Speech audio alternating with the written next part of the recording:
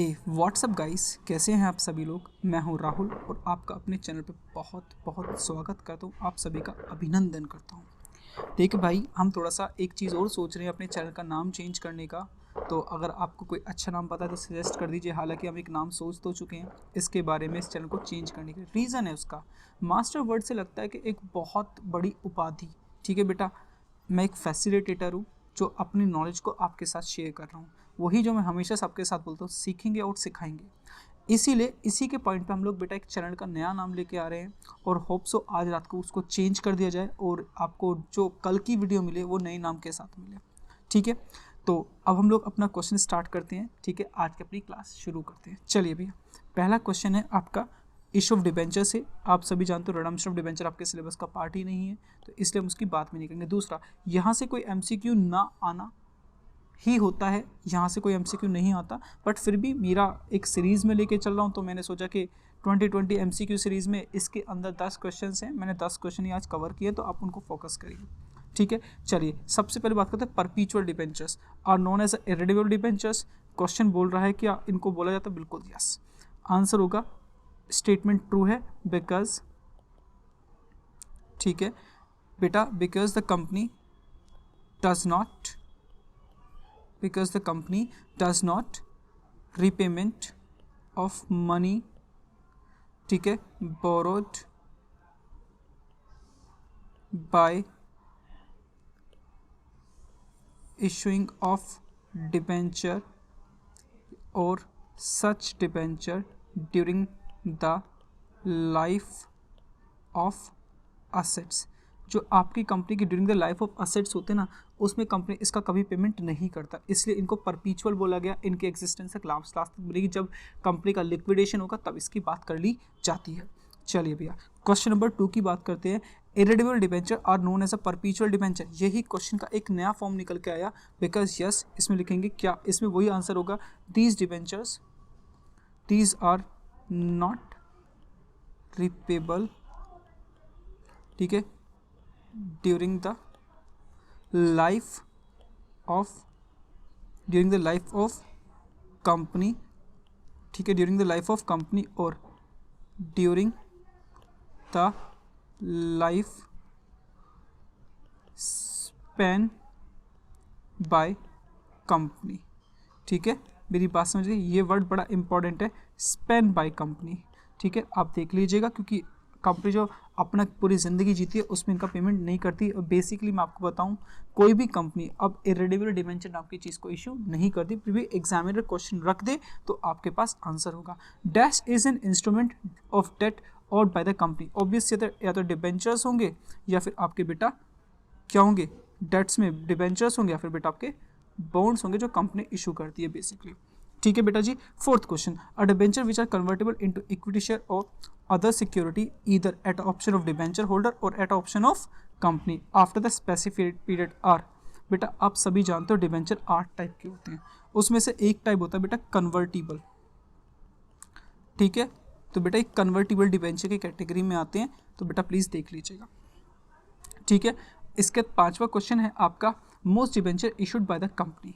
ठीक है, कौन से डिबेंचर इशू करती है? बेटा कंपनी ना कोशिश ये करती है उसको डेट मिले और विदाउट सिक्योरिटी मिले।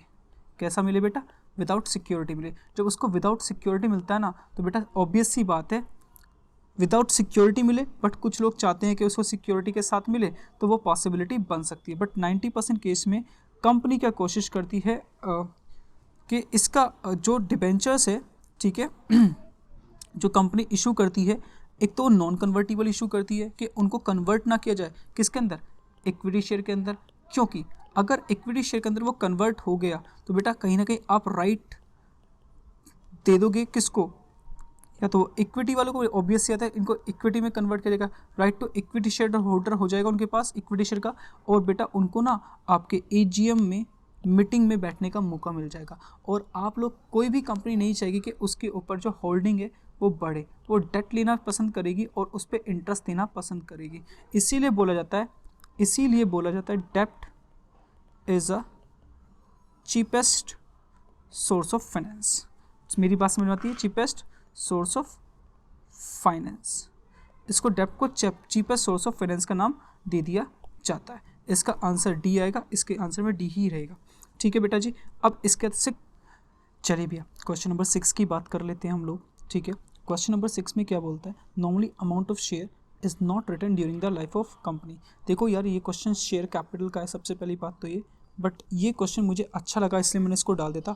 However companies act permitted for dash specially when, देखो ये बात करता है बायबैक ऑफ शेयर की, किसकी बात करता है, बायबैक ऑफ इक्विटी शेयर की बात करता है। कब, व्हेन इट्स मार्केट वैल्यू या प्राइस इज लेस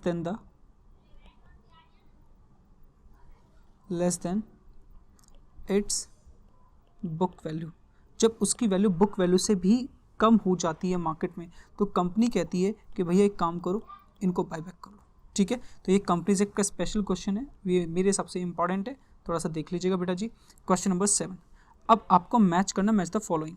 ठीक है, अब आपके सामने debenture may be which can be transfer by way of delivery. बेटा डिलीवरी के पॉइंट ऑफ बस खाली एक ही डिबेंचर है, वो है बियरर डिबेंचर, जो आप इशू कर सकते हो, दूसरे कोई डिबेंचर इशू नहीं कर सकती। Debenture which can be transfer only by executing a regular transfer deed, basically registration की बात कर रहा है, तो बेटा वो होते हैं आपके रजिस्टर्ड डिबेंचर। मैंने क्वेश्चन जानबूझ के आपके सामने आंसर डाले जिससे कि आप कंफ्यूज हो, ना तो कन्वर्टिबल होंगे ना ही बेटा इरेडीमेबल होंगे, ना ही रिडीमेबल होंगे। मीन्स बेटा सामने आंसर डाले तो कभी कभी ऐसा क्वेश्चन भी बन सकता है कि आमने सामने ही आंसर हो और आपको कन्फ्यूजन करने के लिए भी ऐसा कैसे हो सकता है, तो सामने से क्वेश्चन को उठा लेना। अब क्वेश्चन नंबर 8 की बात करते हैं बेटा। बोलता है the following general entries appears in the books of x company limited. क्या है, आपके पास बैंक में 4,75,000 है, loss on issue of debenture debit है, 5 लाख से आपका डिबेंचर क्रेडिट है और 50,000 का आपको सिक्योरिटीज प्रीमियम मिल गया। वो जो premium on redemption of debenture की बात करो, इसको आपने लॉस अभी के अभी क्रिएट कर लिया है। ठीक है, अब एक चीज़ बताओ, छोटी सी बात है, उसने बोला debenture have been issued at discount of dash. बेटा इसमें 50,000 का तो लॉस हो गया, जो कि बेसिकली बेटा आपके यहाँ पे कंसिडर होगा या नहीं होगा। 75,000 में से 50,000 का तो premium on redemption of debenture हो गया, दैट इज़ आपका कितना बचता है, 25,000 रुपये। अभी जो 25,000 रुपये बचता है बेसिकली ये है आपका डिस्काउंट। ठीक है, क्या बेटा, डिस्काउंट। अब इसका परसेंटाइल निकालना, तो 25,000 को डिवाइड कर देंगे उसकी फेस वैल्यू से 5 लाख से और मल्टीप्लाई कर देंगे 100 से। कितने से कर देंगे बेटा, 100 से। सॉल्व करेंगे तो बेटा 5% आंसर निकल के आ जाएगा, यही आपका आंसर होगा। चलिए बेटा एक चीज़ का याद रखिएगा, जो loss on issue of debenture होता है बेटा, इसको वेरी फर्स्ट ईयर में खत्म किया जाता है as per the companies amendment rule के हिसाब से, इसको वेरी फर्स्ट ईयर में खत्म करते हैं। अब इसको नंबर ऑफ ईयर में राइट ऑफ नहीं किया जाता, तो बेटा इसको याद रखिएगा, ये एक अच्छा क्वेश्चन बन सकता है एग्जाम में।